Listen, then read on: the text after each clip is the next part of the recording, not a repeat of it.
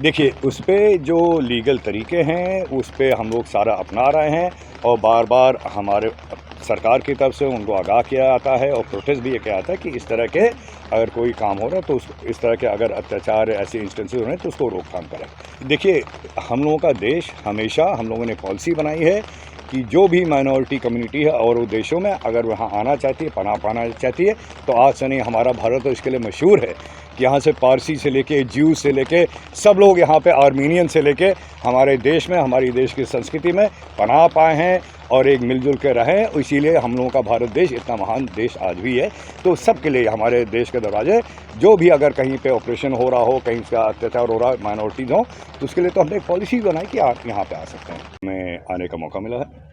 यहाँ पे आकर। हमारे director BSI, director ZSI, retired हमारे डायरेक्टर डॉक्टर माओ, हमारे secretary man, joint secretary man, आप लोगों के साथ यहाँ एक मौसम को देखते हुए एक छोटा मोटा दौरा हम लोगों ने किया है और यहाँ पे जो इतना अच्छा काम हो रहा है उसको हमें विटनेस करने का, देखने का मौका मिला। ये पूरा आपका गार्डन तो 200 कुछ एकड़ में, ये तो नहीं 273 एकड़ में है, उसमें तो हम नहीं जा पाए हैं, लेकिन डेफिनेटली अगली विज़िट में हम इसका एक दो दिन से अलग प्रोग्राम रखेंगे, क्योंकि ये देख के बहुत अच्छा लगा कि इतना अच्छा काम बोटानिकल फील्ड में, आपके फ्लोरा की फील्ड में, आपके इस गार्डन में हो रहा है। यहाँ के रिसर्चर्स, यहाँ के जो स्टाफ हैं, यहाँ पे जो गार्डन मेंटेन कर रहे हैं, इन लोगों की नॉलेज बहुत ही इम्प्रेसिव है। इन लोगों का डेडिकेशन और सिंसियरिटी टुवर्ड्स द वर्क देख के ज़रूर लगा कि this garden is plays a big role in the research and knowledge sectors of our country. And आजकल आने वाले ज़माने में जब क्लाइमेट चेंज का इतना बड़ा हम लोग प्रकोप झेल रहे हैं, हम ही लोग नहीं, पूरी दुनिया में उसका इल इफेक्ट्स देखा जा रहा है। तो centers like this play a vital role in doing important, crucial research work which can help us to formulate strategies and planning for combating the effects of climate change, including climate resilient plant-based agriculture, and this kind of research has a very wide scope in the future of our country. So again, I would like to congratulate the staff, the officers, the director, and everybody associated with the Sri Jagdish Chandra Bose Botanical Garden for the exemplary work they are doing, the excellent way the whole garden is being kept, and the wonderful organization of the different plant and species and the demonstration purposes that is happening there. It is also a big advantage to our students who can come here and get very valuable knowledge from this area. So thank you and again congratulations for the entire team of BSI. देखिए, ये जो आपका जो विषय है, जो चिंता है, आपने एकदम सही है, ये सबके लिए चिंता का विषय है। इसमें दोनों चीज़ आपने पूछा है, एक तो जो प्रदूषण बढ़ रहा है और दूसरा जो क्लाइमेट चेंज हो रहा है। तो इसको लेके हम लोग की केंद्र सरकार एक नहीं अनेकों तरीके अपना रही है। देखिए, क्लाइमेट चेंज को